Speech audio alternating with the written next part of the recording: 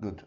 Um, Good morning. This is Joshua Berras. I'm a sport nutritionist.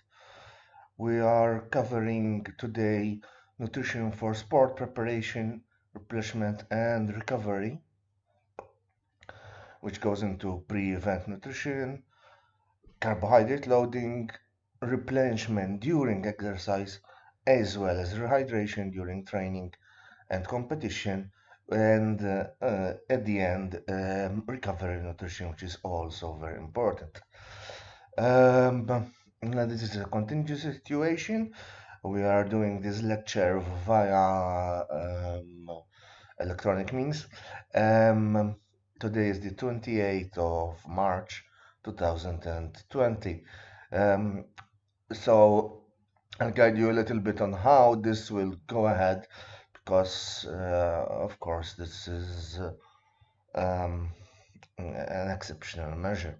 So I will be reading my slides, and I will be explaining my points one after the other, and you can keep this as notes as well. Um, So basically, we are dealing for nutrition for sport preparation, patient recovery, and preparation or pre-event nutrition, what we call nutrition for exertion. And the main point is that it deals with an adequate and quantified nutrition intake, especially of carbohydrate taken ahead of exercise to delay rather than improve performance. This is a very important point. One has to make this very clear at the beginning. Nutrition does not make you a better athlete, but it does give you an edge um, over fatigue.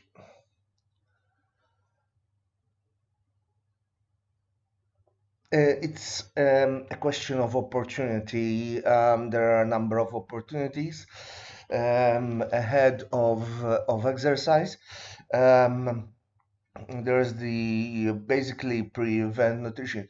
It's classified as nutrition 3 to 4 hours before an exercise training, and from then on there are a number of opportunities starting from half an hour after the exercise till recovery, where you can improve your nutritional status and as such have a faster recovery time. It's not absolute that you follow each and every step, but every athlete will need tweaking and positioning to improve his nutrition to a level that he or she can give her maximum performance, her continuous personal bests, her improving in the personal bests. There is a general structure for each and every athlete, and it always starts with the pre-event nutrition. It has to start from there.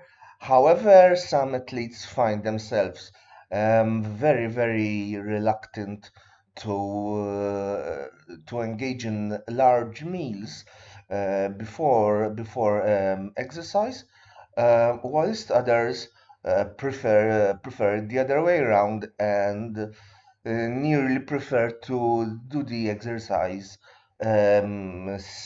semi-hydrated.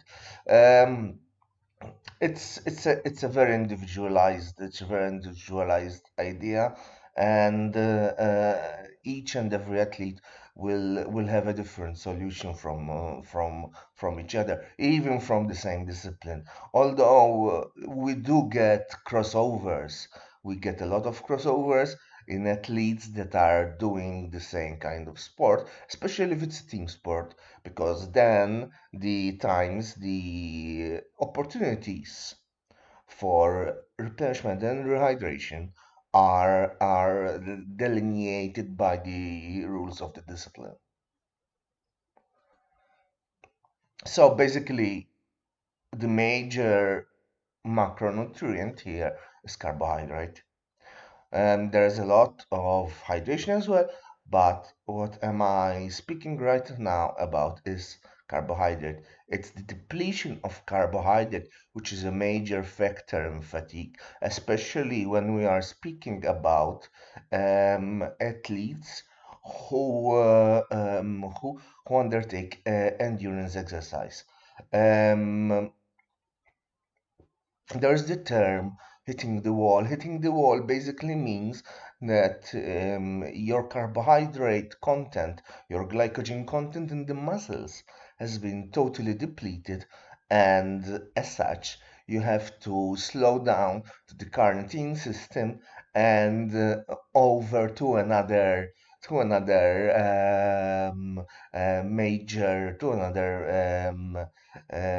major nutrient, which is fat. There are a number of reasons why carbohydrate is the fuel preferred by the body in high intensity exercise, but I won't go into that today. The, there is a plethora of scientific articles which show that carbohydrate is the major one. But then again, this is not something for today. So, back to the guidelines. Pre-event meals must be rich in carbohydrate.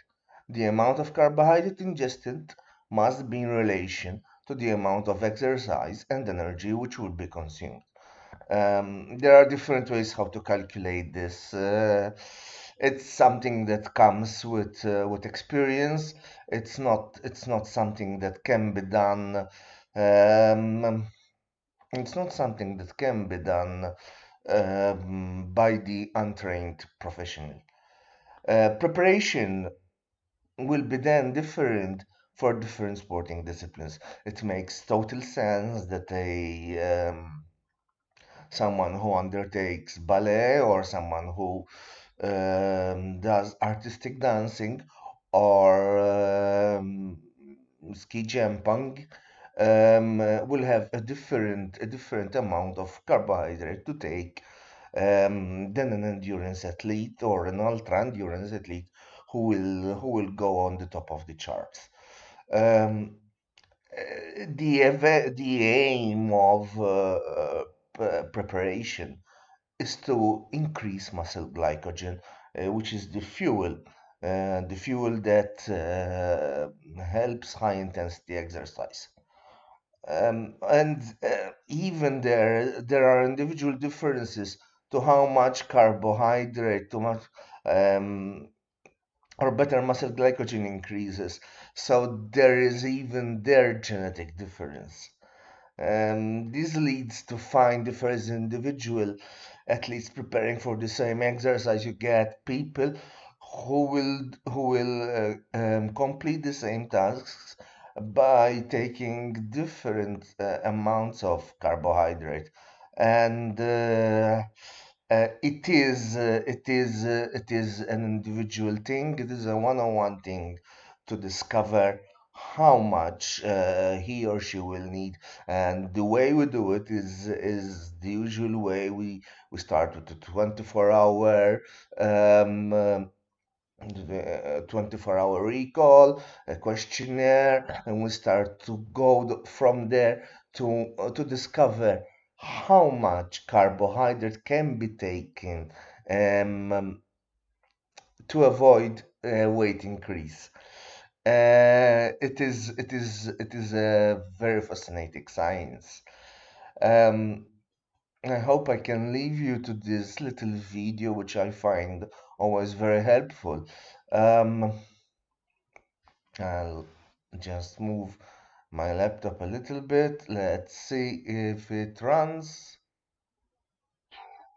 It does.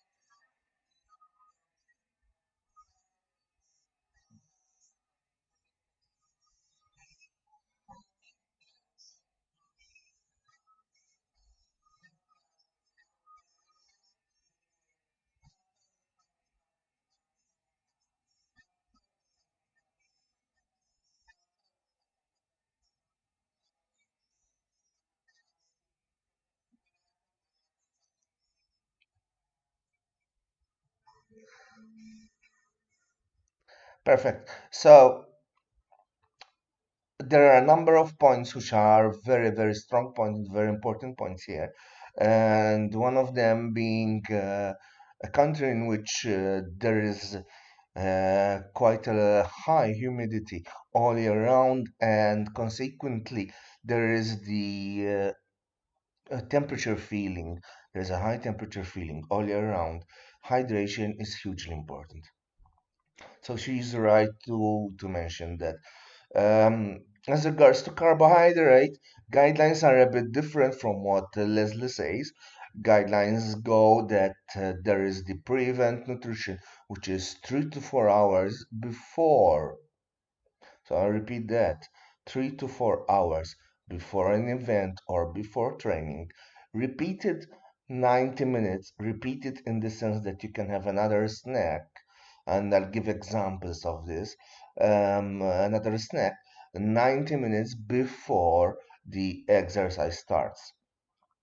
Once it starts, there is what is called the last hydration moment, when you can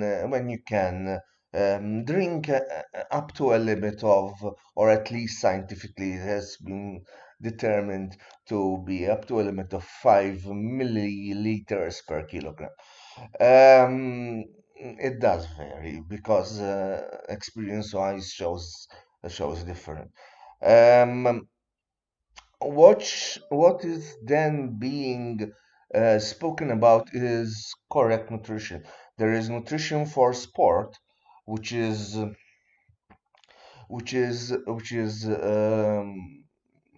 absolutely not public health nutrition.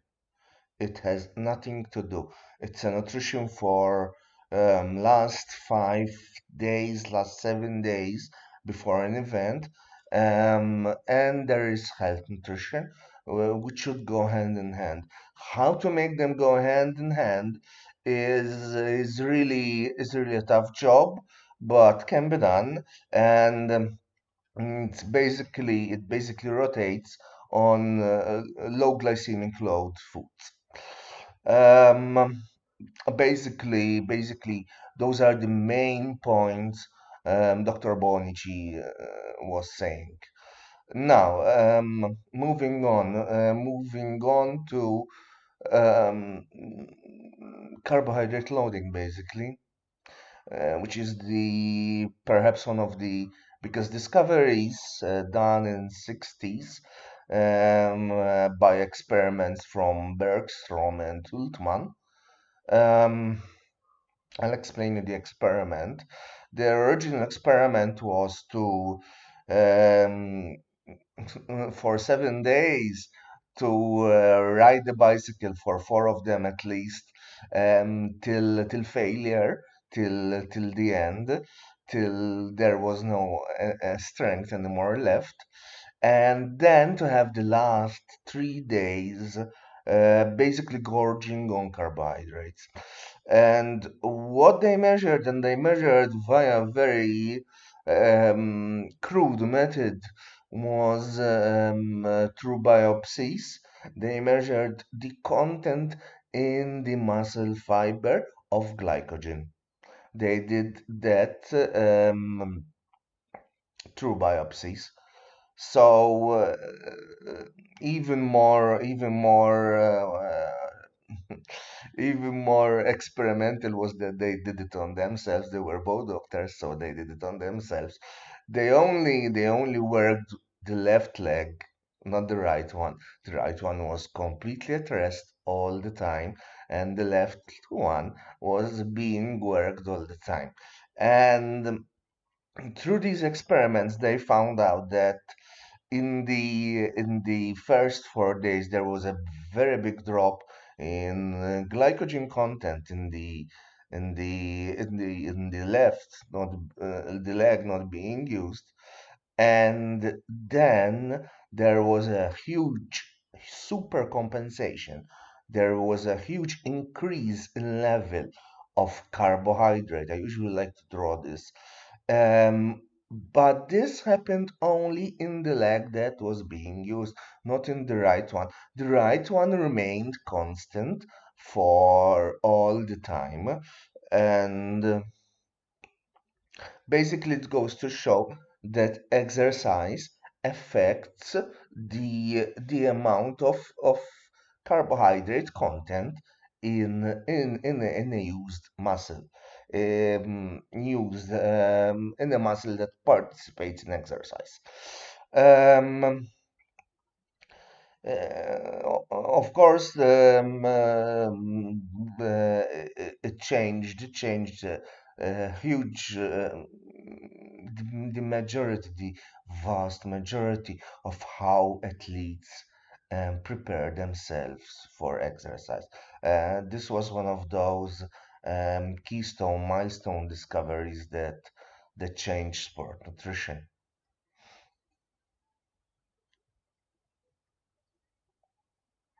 It is indicated for activities of moderate to high intensity. Now, as I told you before, there are ways in which one can classify what is moderate, high intensity, extreme intensity, but they have to last. This is the most important factor. They have to last at least an hour and a half or longer. So we are speaking here, we are concentrating our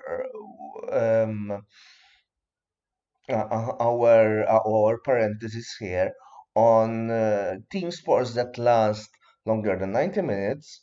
It could be a football match. It definitely could be an Australian soccer match. I don't know if any one of you have ever seen one of these. Definitely all endurance exercise and ultra endurance exercise. And this is originally before the Sherman modification, was accomplished over 7 days. The first four of which there is a very low carbohydrate intake, or I will start by calling it CHO intake, and high volume of light training. So um, a lot of time spent training lightly to deplete slowly the muscles from glycogen without causing damage to the fibers. It's another key important point. Then this is followed immediately by the 3 days of high carbohydrate intake. When I speak high carbohydrate intake, it is huge. It is 10 grams of carbohydrate per kilogram. It's not 10 grams of pasta per kilogram, or 10 grams of rice per kilogram. It's 10 grams of carbohydrate per kilogram, which means more. I'll give you an example. And minimal exercise, or preferably less, depends on the coach, depends on the way the athlete trains. All this is very, very individual. There is the Sherman modification, which basically applies only to um, uh, let's say athletes who have proven themselves, and they know that they can do it, which just goes for the 3 days high carbohydrate intake without the depletion, basically 48 to 72 hours of hypercompensation. And it is considered acceptable for semi-pro to professional athletes. Um, what I'd like to add to this is that the highest increase in glycogen content, because there are various systems how glycogen is increased in the muscle. It, in the first in the first few minutes after exercise, let's say it's 15, well, it's a bit longer, there's no real window. Um, um, the fact that the exercise has caused all that antioxidant release creates this system where new glycogen molecules are caused. Insulin thereafter causes something which is a little bit different, and it increases the size of the glycogen molecule. All this is very important, but perhaps it's a little bit too much for your level. All right. Now, there are issues with carbohydrate loading. There are concerns, rather. There is the idea that repeated carbohydrate loading leads to a loss in efficiency and supercompensation. Um, Basically, there have been noted factors where athletes who were doing carbohydrate loading every other week had less and less carbohydrate being deposited in the glycogen molecule. Um, it might be due to negative feedback. Obviously, we are familiar with glut for transportation and insulin sensitivity, and this is a concern, and it's my strong recommendation that carbohydrate loading is done only for major events, not for your run-of-the-mill 42-21 kilometer run or 90 kilometer bicycle race. There were also studies which obviously compare men to women. Were filled up with those, and there have been a huge number of suggestions coming up from them. Um, However, when you boil down, when you take away all the biasing factors and just focus on what and how much, you do understand that there is no significant difference between muscle in man and muscle in woman.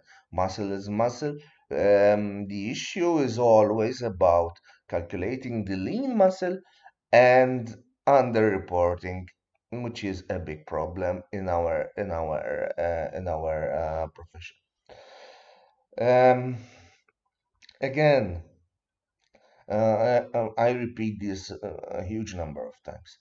It's important to note that carbohydrate loading doesn't make an athlete faster. It helps to make an athlete keep their fastest pace for longer. Um, we just delay the depletion of glycogen from body stores and help the athlete achieve a better personal best time by keeping that pace longer, by breaking the wall, by keep going on. Now, this is an example. Okay, so this is huge. This is an example, and I don't think I worked this with a 10-gram one. I think I only worked this with a 7 or an 8-gram um, carbohydrate intake per kilogram. So this is an example for a carbohydrate loading for an athlete, 60 to 70 kilo athlete. It covers majorly endurance athletes because runners ideally should be around the 60 kilos. Depends on height, but there is there is an ideal body physique which a runner should have, as well as an ideal body physique which a cyclist should have, and this goes for basically every little discipline that we have. So every day for 3 days, there is as breakfast a big cup of skimmed milk. Please note how much I avoid protein, fiber, and fat. We do avoid protein, fiber, and fat. We do avoid protein, fiber, and fat for essential reasons. Protein is takes time to be digested in the stomach, so we wouldn't want something like that. Fiber leaves residue, which is a very big concern for athletes who have to do something which is 2 or 3 hours long. And fat is rich in energy. Of course, we know how rich fat is in energy. So that would cause gastric delay as well. So we will tend to focus on um, high glycemic carbohydrate sources.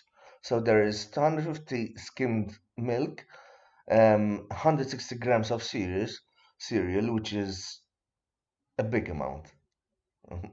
Basically 3 little packets. Um, Nearly a whole packet of dried fruit, an apple in around 10 or something like that. If need be, some chocolate. You should never deprive the athlete from food. We are speaking here about the last 3 days preparing to a meal, so you should never deprive the athlete from something that um, he has good thoughts about. He believes that, or she believes that it will make him perform better. Never do that. It's a mistake. And I just added this. It could have been 500 ml of sport drink, but I just added this to emphasize that here the most important thing is absolutely is a carbohydrate. Going to lunch, so we have 150 grams of dry rice, 120 grams of chicken legs, which is the first 150 grams of rice is a dry weight.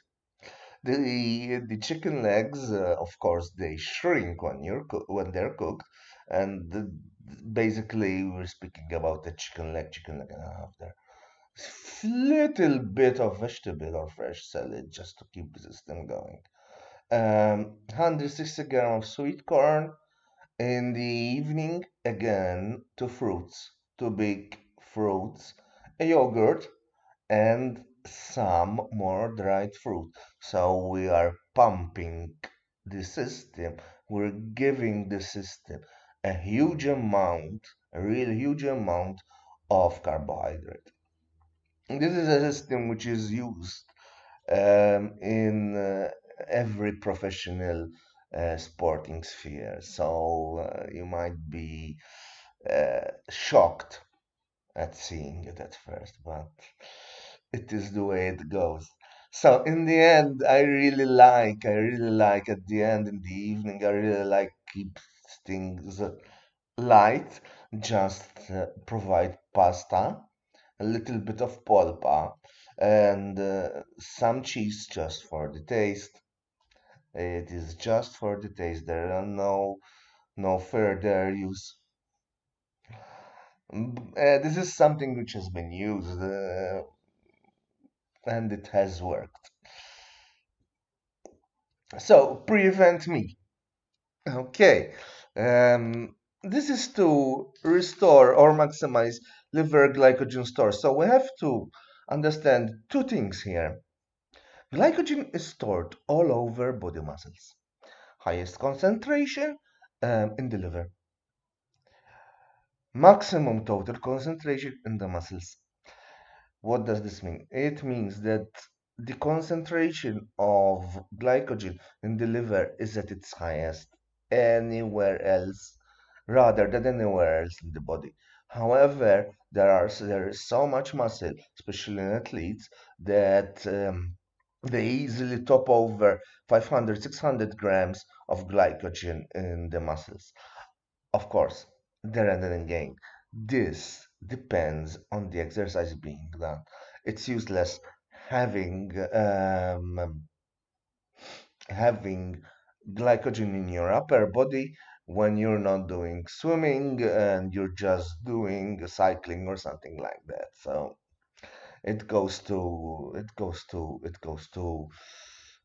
it's logical. Nevertheless, the experiments by Ultman and of supercompensation show that only those muscles that are being used get supercompensated to glycogen. It is another reason for the pre-event meal to continue to fuel muscle glycogen stores. And being given with this makes a lot of sense to ensure adequate hydration. Hydration is a subject totally on its own. I like to separate them for various reasons. Basically, every time you eat, you should drink something, especially if it has a little bit of salt and a little bit carbohydrate, or else there is carbohydrate and salt in the meal so that you can add water. The prevent meal is suggested, ACSM suggested, to be 3 to 4 hours before exercise to ensure complete digestion and no gastrointestinal problems, which are a big problems. Now there is Um, another issue where some athletes are so insulin sensitive that they get a high rise in insulin just before the exercise, and this impedes their initial performance. This is something that you get with a number of athletes. It is quite disturbing because during exercise you need epinephrine and or adrenaline, which are on a high level rather than insulin, which will block the lipid metabolism and all this. So you would really need something different. But this is can easily be solved by moving the little snack before the exercise to 90 minutes to an hour and a half before the exercise. Or else, well, one thing that is suggested is doing a couple of drills or sprints just before the exercise, which does commence the norepinephrine process. Um, and that is avoided. However, general literature um, is usually quite savage, I suppose. It goes for overestimating the number of carbohydrate that should be given to an athlete, which I don't really agree with. It should be tiered perfectly, or as much as, or as good as it can be. Um, this is for various reasons, health being one of them. But you do get 1 to 2% of all athletes which have this problem, which is very little, but it's worthy of mentioning. So it's okay. This is something we did for the one of our national teams. They had the Saturday match, remote match in a hotel, in a very important round, which we actually did well. We're very proud of them, as usual, even if they don't perform as intended. So the Saturday lunch, the match day, which was taken 3 to 4 hours before the meet. It was a meet. It was a water-related sport. So yes, these recommendations, they are general. Sometimes we tweak them for professional reasons to particular sports, but they are general. And basically, the Saturday lunch, the match day lunch, was a huge plate of pasta. And as usual, pasta can be changed to rice or couscous. The condiment can contain small amounts of meat, chicken, or fish, please not a lot. That was my recommendation. Two fruits, fist size, and a sport drink. I was being very, very careful. These were under 19s here. And the total estimated carbohydrate content of that bit is just 140 grams. So, um, this is another important point that the pre-event meal has a total amount of around between 200 to 300 grams of carbohydrate. Now, 90 minutes before the match, okay, I use my other trump card. Put in 4 to 5 crackers with jam or biscuits or cookies or slices of toast, sport drink, so to increase the total carbohydrate content to 300 grams. This was a water polo match, so they really needed all the energy. It's one has to delve into each and every sport to understand how much energy is being really used. And there are facts for water polo like the egg beater kick, like their constant going to and fro, which does make it similar to an endurance event. So one has to really, really delve into the sport, into the discipline being in question. So, okay. So what we're saying is basically, I'm repeating myself again. Pre-event period should contribute around 200 to 300 grams of carbohydrate to the professional athlete. Some of our athletes are not professionals. Doesn't mean they shouldn't perform as professional. Doesn't mean that we are not working towards that aim. Um, I think it's a long process which has caused a lot of suffering to a lot of athletes and professionals, but that's my argument. Foods with less fat, protein, fiber are preferred because of gastrointestinal upsets. Um, and this is very relevant. Those which are very sensitive to GI upsets.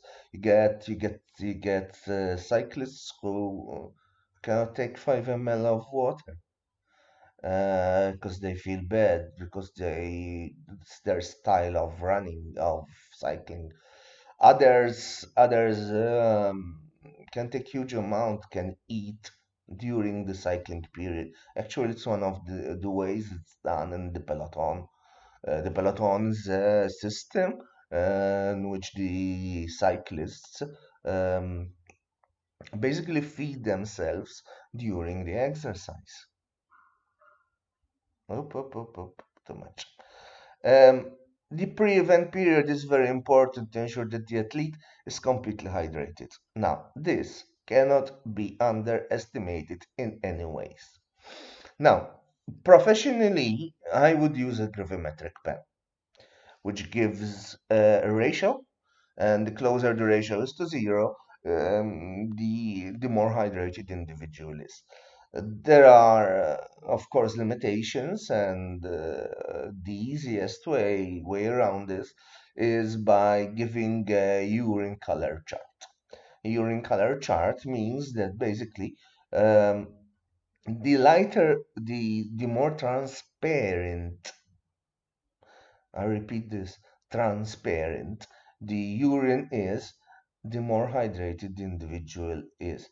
But it does have a little drawback because if you've just consumed 100 or any amount of water without salt, without the most important electrolyte in the vascular system, um, uh, that will go directly to the kidneys and it will be eliminated.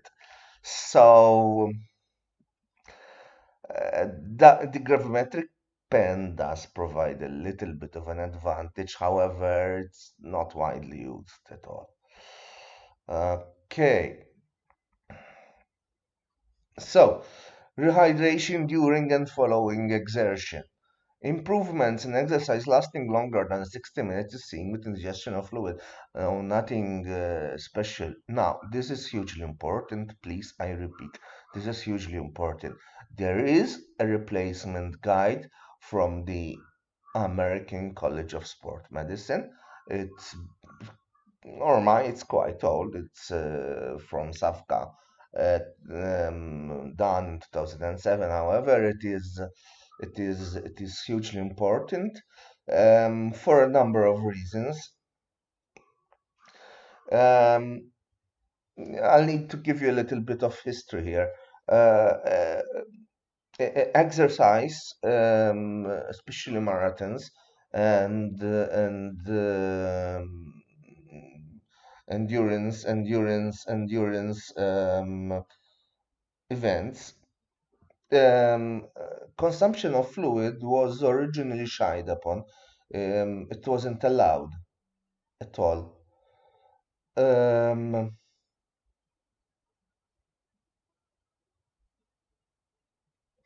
this meant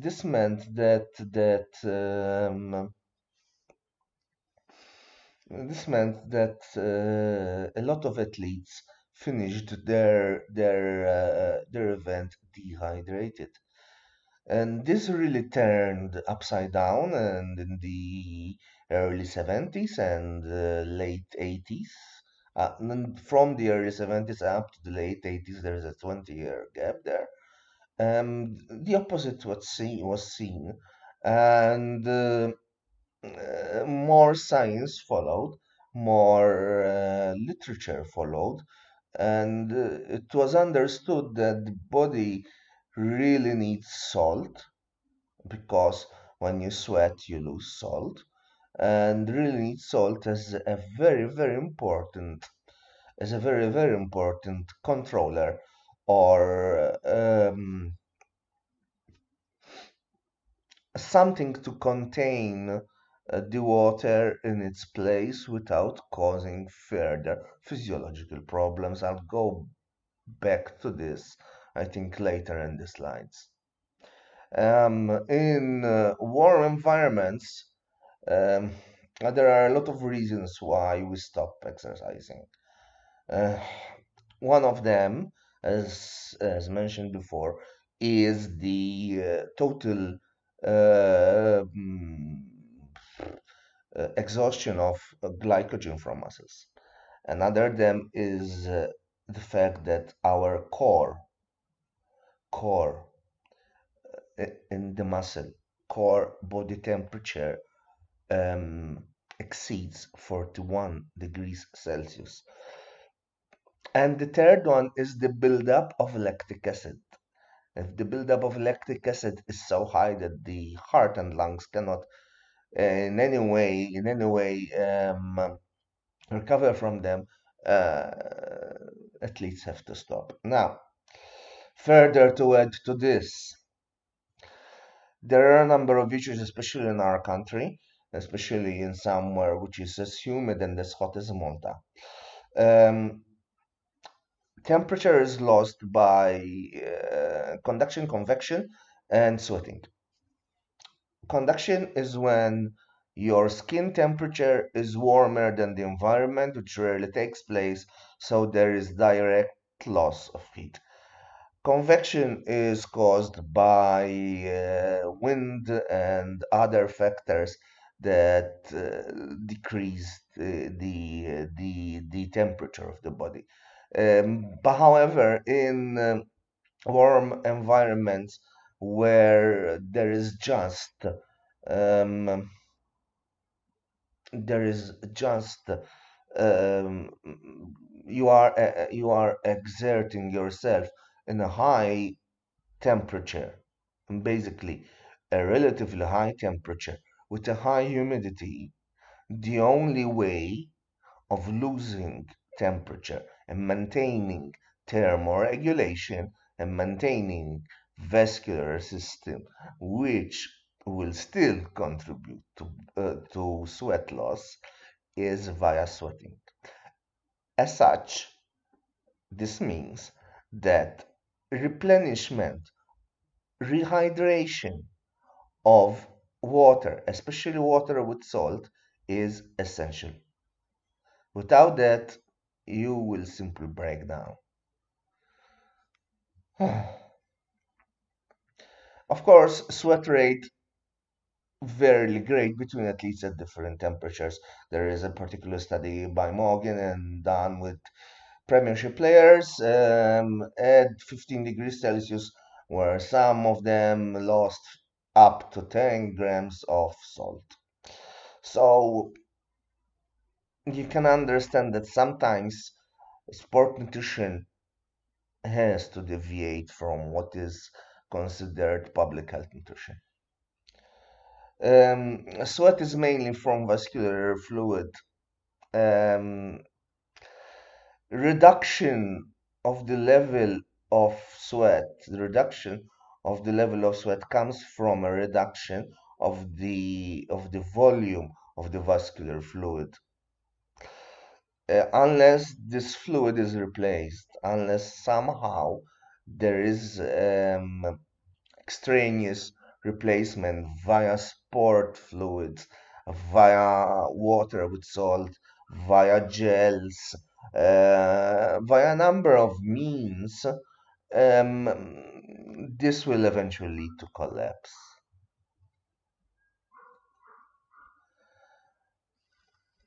So, oral fluid intake is shown, this is a lot of repetition now, is shown to prevent plasma volume contraction.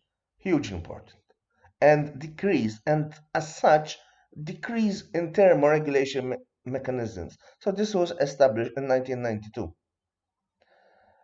And it was also proven that oral intake, due to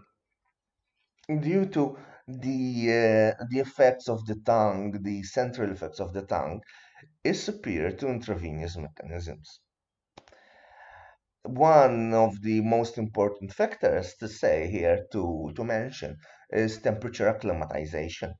Um, it is incredibly common to have athletes going ground around, going from place to place for particular meets, particular events, particular marathons, and it is important for them to go a couple of days to 3 days before so that they get acclimatized to the environment. Now, as said before, sweat contains salt. Loss of sodium during exertion further decreases thermoregulatory function. Even though sweat is in reality hypotonic, I mean, there is only a little, and the longer the sweating goes on, the less salt there is in the sweat. However, the total loss of sweat in the plasma volume may result and has been shown to result in changes in physiological ions moving. Some of them which were very serious and even caused collapse due to tachycardia because potassium was being lost from heart muscle. Um, Addition of electrolytes and carbohydrate due to the transporter being utilized for hydration in the intestinal tract increases one increases their absorption, and number two, increases the overall performance of the athlete. Well, slide number 14. Oh, halfway. Mela, carbohydrate content improves intestinal water absorption. I just said that. Now, hypertonic fluids, on the other hand, should never, never, never be utilized during training, during a race, during training. By osmosis, they will cause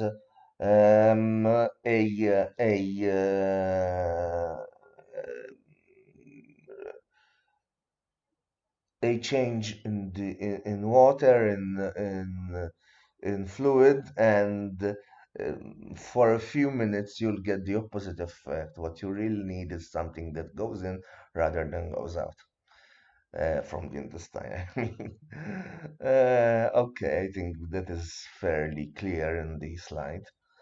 Uh, Basically, what we do is this. Basically, what we do is that we recommend isotonic fluids, isotonic solutions in colder weather. Colder weather, I mean up to 15 degrees Celsius, and with a low humidity, because humidity does play a part, a big part. Humidity plays.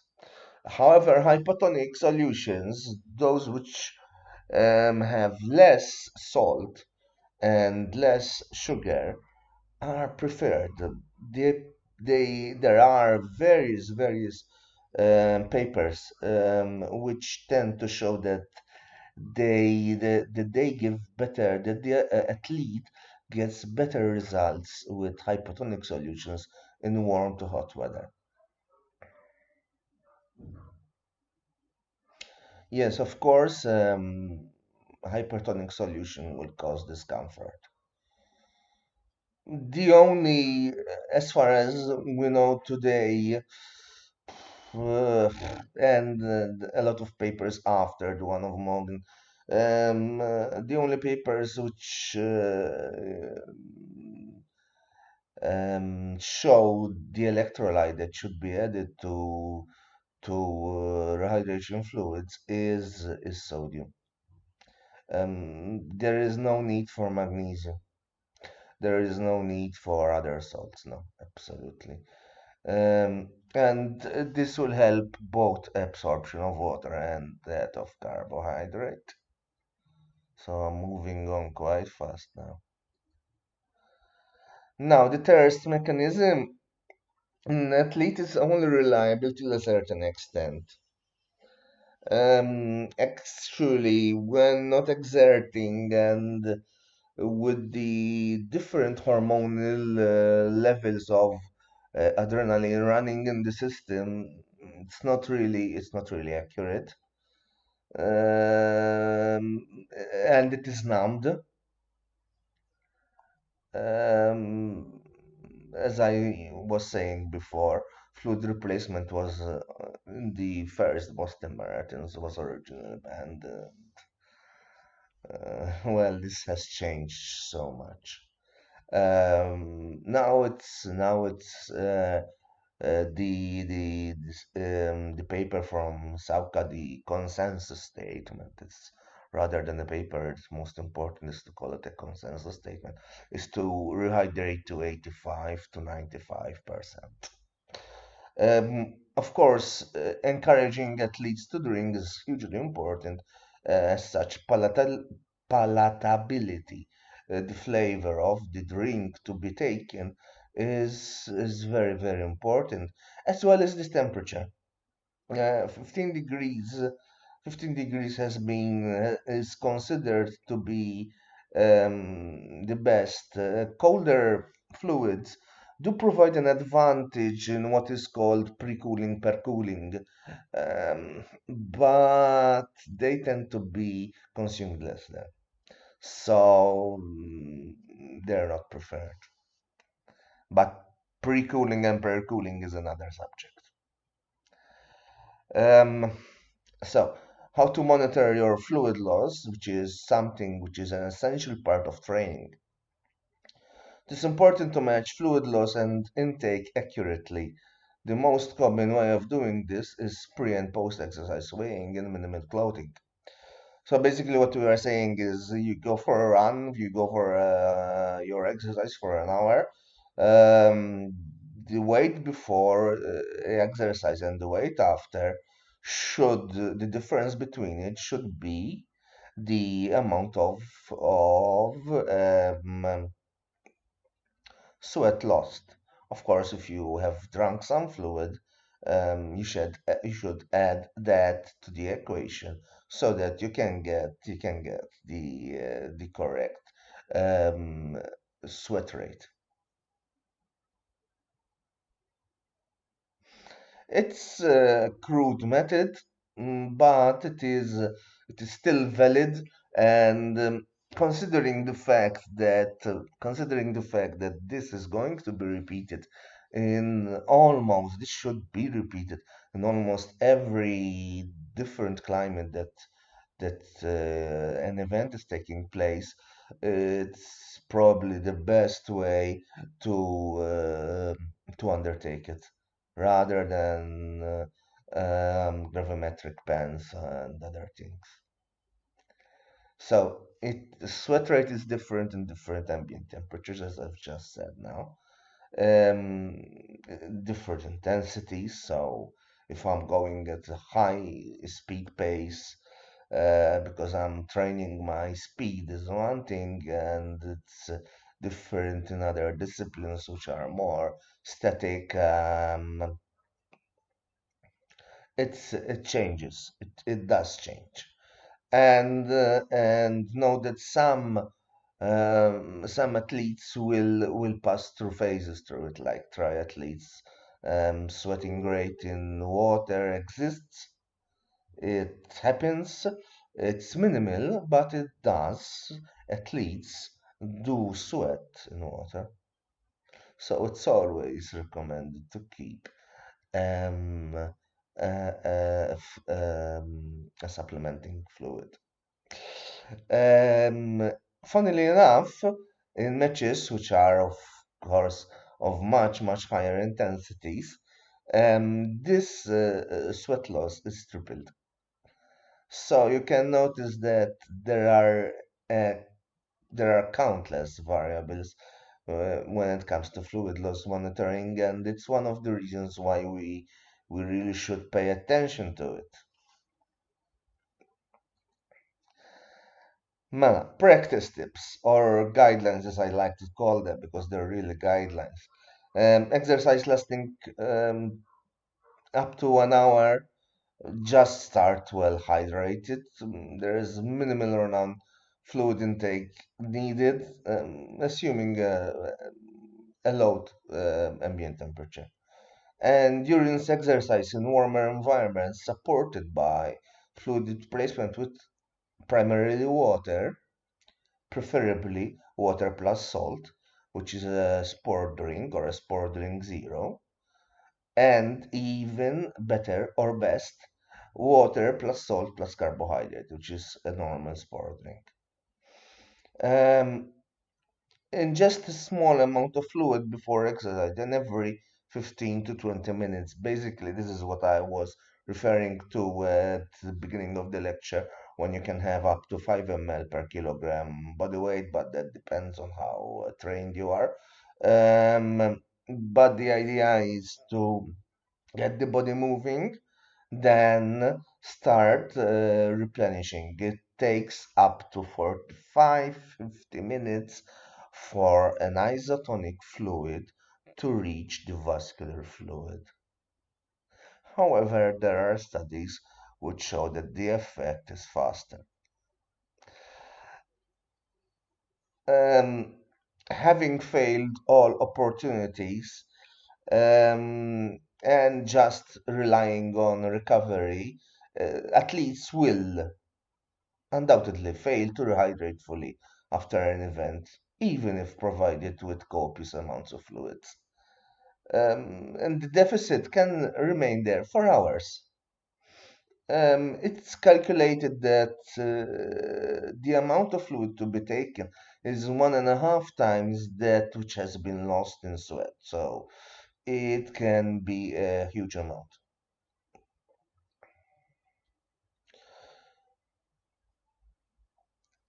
There is another way to enhance recovery, which I favor a lot. which is a very quick provision of a meal. The provision of a meal serves a number of important goals. One of them is giving the protein, another is providing carbohydrate, and last but not least is providing the salt, which will keep the fluid of the meal inside the body, and that is hugely important, especially when we're speaking about challenges or closed timed matches. And there it is, subject needs to consume around 1.5 times their sweat loss because of urinary losses and post-exercise sweating. It's no surprise that González Alonso had stated that commercially available sport drinks are superior to plain water. And as I told you before, one that I prefer a lot is having a meal. The earlier the replacement, the better. There is no real time window. We're not biological clocks. There is no real time window. The earlier, the better. It counts especially very, very importantly for protein. So, oopla, water intoxication. So, just something very, very, very brief on this. Um, Water intoxication was the one of the issues that Dr. Tim Noakes started to notice in athletes, in those athletes who were untrained and starting doing full-length marathons by going at a very slow speed and doing them whilst drinking copious amounts of water. Basically, what was happening here is that, well, you can read the slide, is that the athlete was losing salt. The salt wasn't being replaced in any way by fluids which were being taken. In fact, one of the problems that usually accompany marathons are that juices are provided, um, water is provided, but sport drinks are not so much provided. It's getting better, but and the issue was that some of these athletes started to have what we call physiological hyponatremic state, hyponatremia, where the salt content was lower than 120. Um, this created a change. This forced a change of a loss of potassium ions from the heart, from the AV node of the heart, which um, resulted in a tachycardia, and at times it was fatal. So this was even more um, dangerous. This was more even dangerous than having a heat stroke. I will not continue to speak too much about it. Nowadays, it has been tackled quite well, but it was a big concern in the last decade.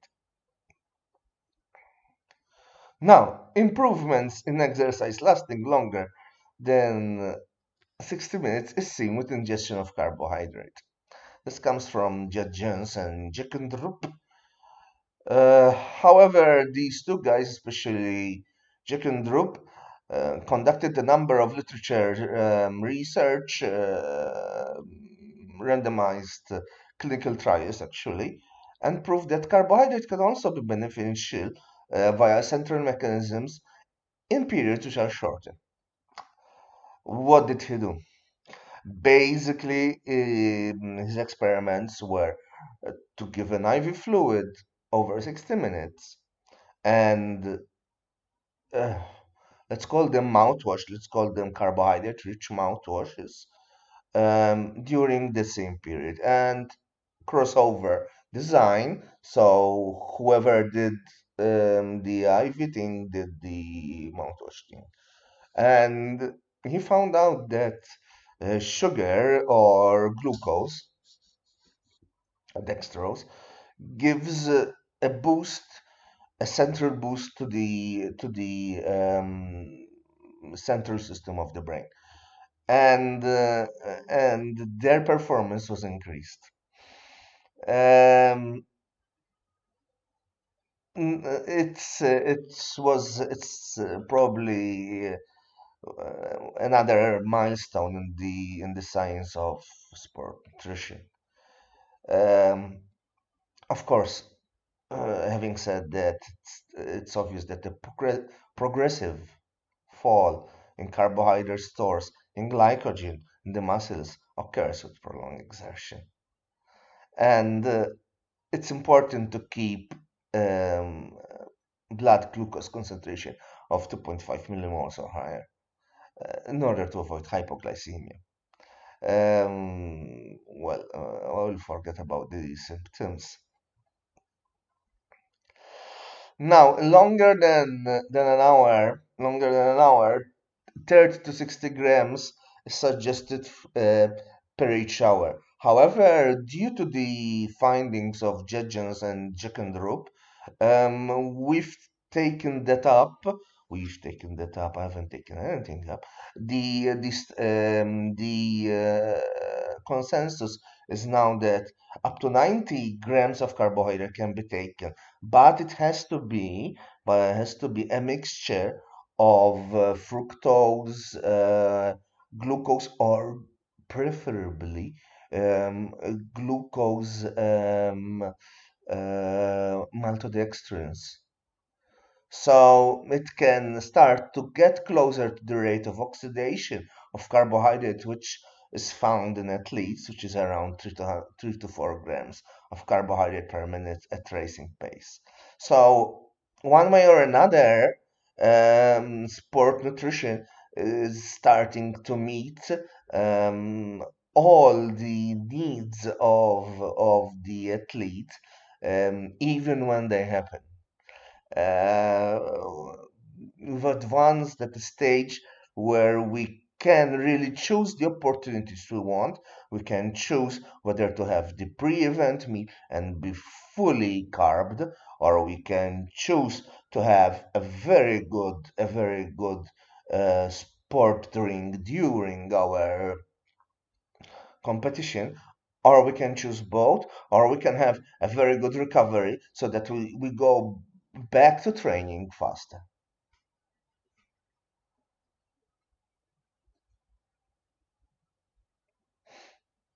So, what I was saying here is that the limit of exogenous carbohydrate oxidation is around a gram of carbohydrate per minute. Now, this is overseeded because of the fact that fructose passes from a totally different um, receptor.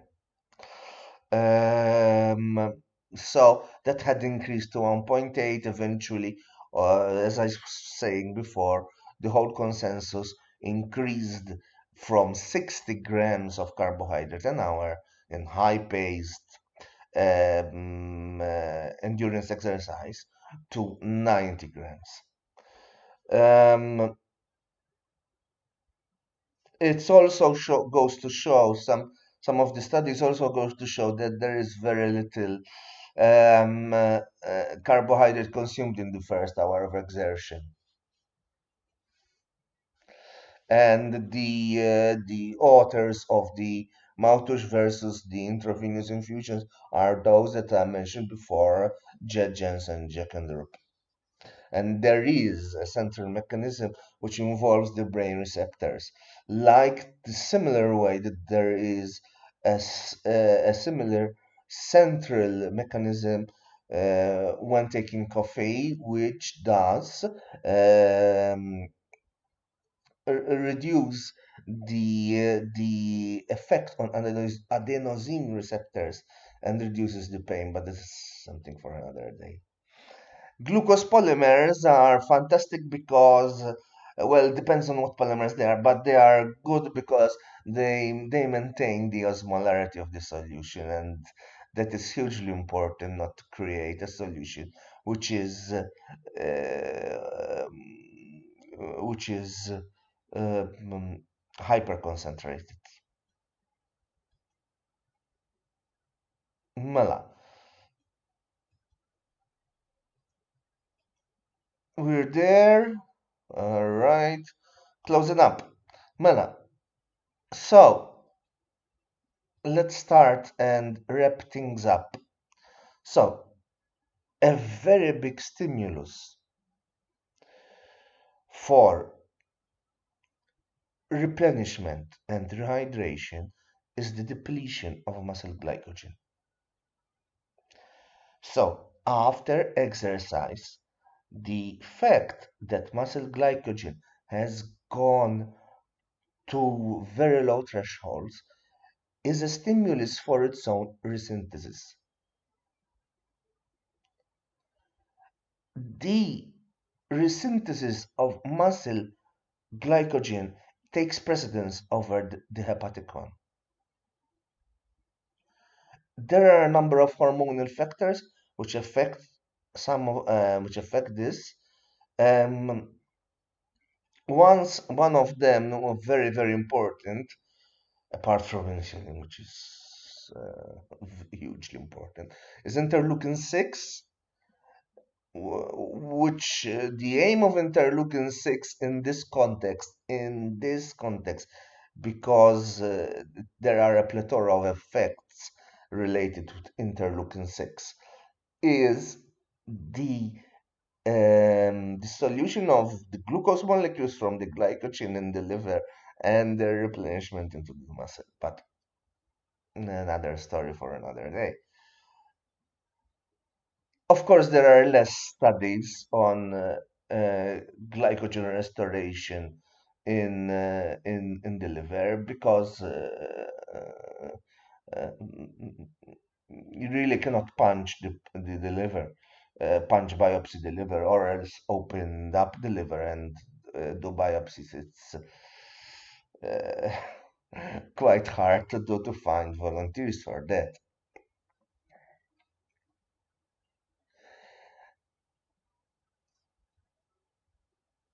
There is a direct, this is very important. This is one of our basic mantras. There is a direct and positive relationship between the quantity of dietary carbohydrate consumed and post exercise glycogen storage. So, whenever we speak about protein, we really speak about timing of the protein. However, when we do speak about carbohydrate, it's usually the total amount of carbohydrate taken in a day. Guidelines mainly coming from the from another consensus, but this one based in the Australian Institute of Sport, go that extreme training routines at high levels, which means 4.5 hours more at a high level, require a daily intake of carbohydrate, which is around 10 to 12 grams of carbohydrate per lean body weight. You wouldn't get someone with not lean body weight at that level. But anyway, moderate to heavy routines are 7 to 10 grams of carbohydrate days. Light to moderate training will be covered by 5 to 7 grams. Light training would be daily jogging, going to the gym 4 times a week. Not available. No. All right. So,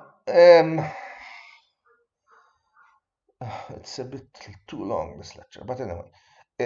Immediate carbohydrate intake after exercise should be around the 2 grams of carbohydrate per kilogram. for 2 hours, preferably in divided meals. It is, it is logical and obvious that the highest rates of glycogen resynthesis occur in the first hours following exercise due to activation of glycogen synthase. And further on, though, increase insulin sensitivity by muscle tissue. So first there is the glycogen synthase, which starts making new glycogen molecules, and then insulin affects the size of those new glycogen molecules. This is hugely important. It's hugely important in challenges in athletes who face constant matches in a tennis tournament. This is something that is very, very important. There and then again, for carbohydrate, the intake is the far most important thing, more than timing. Whereas in protein, I would be saying just the opposite and repeating timing, timing, timing, timing, timing. Okay, I think we're in the last slide. So okay, just to level things a little bit up. Um, So there is a big distinction between public health nutrition and sport nutrition. Nevertheless, as Dr. Bonici says, they have to join. There have to be preparation for exercise, which is covered in this lecture. But not necessarily. This is rather a lecture for preparation for an event. During normal training patterns and periods where the athlete is improving, um, though high though high GI foods, glycemic index foods, will provide faster glycogen synthesis, it is important to include foods which have resistant starch and foods which help the whole body. Um, it is hugely important to follow the public health guidelines up to the level that they can be followed, because at times the athlete is consuming so much energy and as much salt that you need to replenish that. And they need to be matched. And then switch to a preparation mode, which is totally different, as this lecture has shown. I hope no, I haven't taken too long because there are no questions. I hope you've enjoyed this. I hope you'll be able to view it, and it's available for your notes. For the IPES students, for the physical exercise and sports students, there will be an assignment on this for sure. Um, Thank you very much.